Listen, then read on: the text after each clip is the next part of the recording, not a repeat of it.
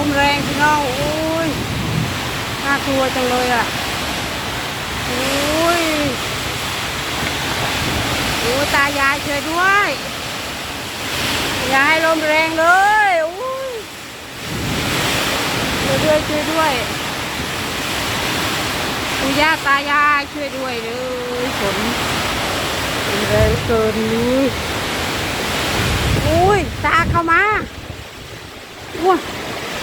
อุ้ยลมแรงมากพี่น้องจะตายเลยโอ้